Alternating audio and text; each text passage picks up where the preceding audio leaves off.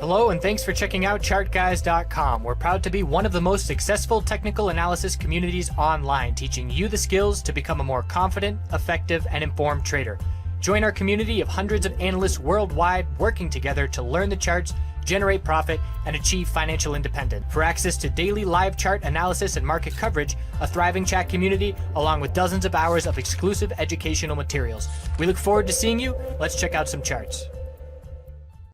Hey everyone, checking in on the marijuana sector. So weakness in the market overall. Check out the market video for more details on that. But pretty much one of the biggest S&P 500 down days that I can remember. And the MJ sector was subject to that weakness. We're now in a daily downtrend on CGC as far as I'm concerned. We have the high of the bull reaction to earnings, low of consolidation, lower high, and lower low. Just like that, we're looking back at 1865 as our must-hold support. We did fill a gap at 2044. There's no sign of the bulls. Hourly time frame, clear downtrend, little bounce at the end of the day. 2062 is resistance.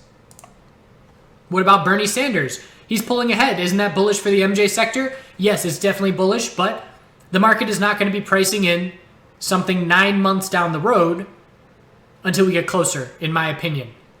So CGC is weak, closing near the low. Maybe there's a playoff 1865 support. Honestly, I am just taking a back seat in this sector. I have absolutely no interest in this sector right now. I'm keeping an eye on things so I don't miss anything, but I'm not missing anything, and I will be patiently waiting to strike when opportunity presents itself again, and I will be waiting until that happens.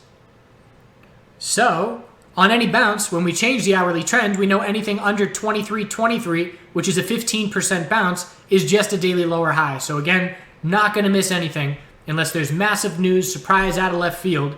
Cron came out with a delay in their earnings report. That's due to them changing their accounting style from something to GAAP.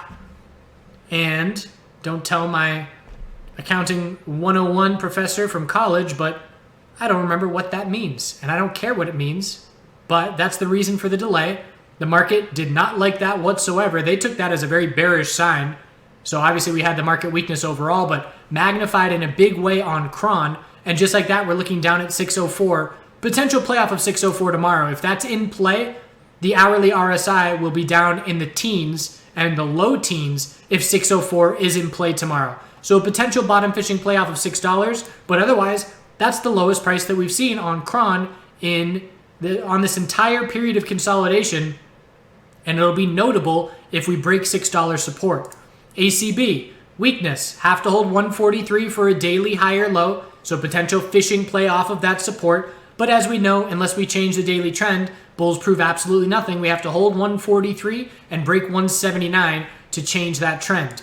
APHA, bears continue complete control. We broke $4 support. 376 is the only support nearby. That's the lowest price we've seen on this entire consolidation. 375 and 376 double bottom. That's the only support in play. So again, there's a couple support tests coming up, but entering on weakness off of support hasn't really been a great strategy for trading the MJ sector bullish in the last few months. TLRY, significant move last week, giving it back. Anything above $16 is a higher low, so a potential playoff $16, but again, bears back to control. And in my opinion, with where we stand in the market, we will likely have to see the S&P 500 bounce if we're going to see these Canadian MJ tickers that are listed on the major exchanges with subject to correlation to the S&P 500. In my opinion, SPY is going to have to bounce to see these supports try and hold. OGI has to hold 218 and break 285 to change the daily trend. We're still well above that support. We can pull back 15% and still be holding it. So, potential support play. Not for me, but maybe for somebody out there. 122 support on Hexo, only support level nearby. We would have to hold 122 and break 153. VFF dropping to lower lows. VFF hit the lowest price that we've seen on this entire period of consolidation. Anything under 546 is just a lower high. That's currently about 20% from where we stand. Bears in complete control. Labs heading back down to 247. Again, a potential play off of that support level, but we would have to hold 247 and break 335 for the bulls to prove anything. At this point, with the size of these pullbacks on these support plays, I would just be looking for support to hold and then a bounce to a daily lower high. The LNS continues to stand out as stronger. Support was 359. We held it. Strong close. It's the strongest close we've seen in the last few weeks. So continues to outshine peers, and we will see how earnings go. See what the reaction is. IIPR. Bulls pleased that we didn't pull back significantly in market weakness. It's an REIT, and REITs are safe havens in market weakness because of their dividend distributions. Anything above 90.76 is a daily high or low. Daily 12-period exponential support holding, still holding here. Not anticipating losing the daily uptrend before earnings. Earnings are going to dictate whether we lose the daily uptrend or head to higher highs. IIPR continues to be the strongest MJ name on the entire list, both US or Canadian. Curaleaf, dropping to lower lows, bears in complete control. 690 is the major support level from here. And as far as the weekly time frame is concerned, that's our higher low. Have to hold 690. But obviously the daily downtrend coming from 992, keeping those bears in full control. CWeb falling to all-time lows, $7 psychological support, bears in absolute complete control. IAN falling down towards its only support of 149. We hit 151 today, so not much space left to go. Potential to drop to multiple year lows. CL gap down, 667 support broke. It's only 662 and 590 from here. Harv, 297 broke. Not a ton of bear follow through, but unless the bulls can get over 338, they're not going to prove anything. GTII, also a bear break without a ton of follow through. Have to see a bull break of 1219 to shift momentum back in favor of the bulls.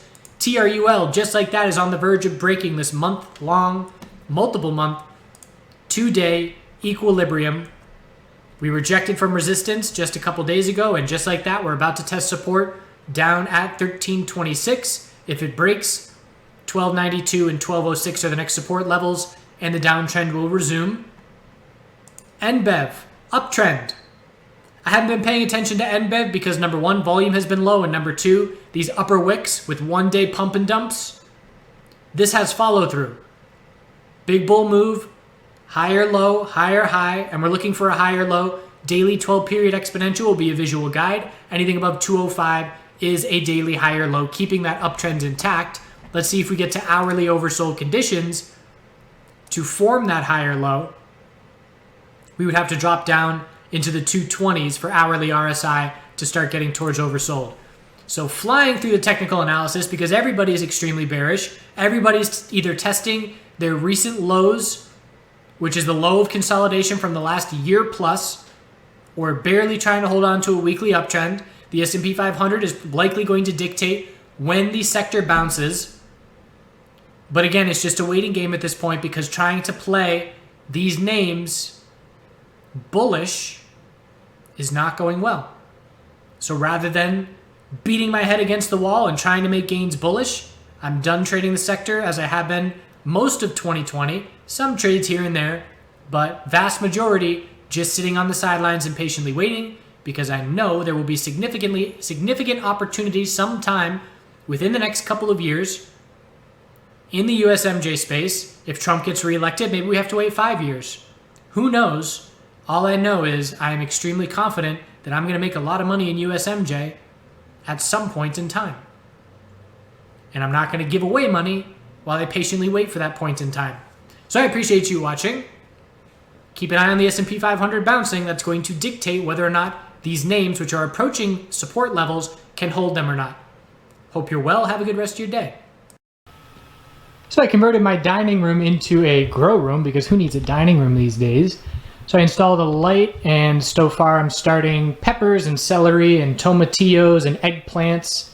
Tomatoes will come next. Got to start some flowers soon, some yarrow and some lavender. And I might install another one up here. And that way in the winter I can grow stuff as well. So about 2 weeks ago there was one lone frog out here croaking by himself. And I ended up putting speakers out here and putting some other frogs on for him, because he was clearly early and alone.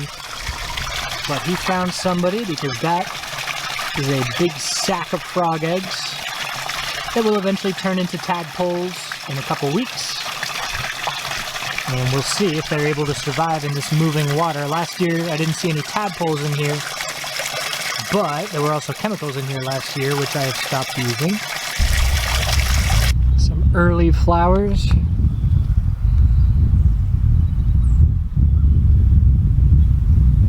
This elderberry is getting its first leaves on.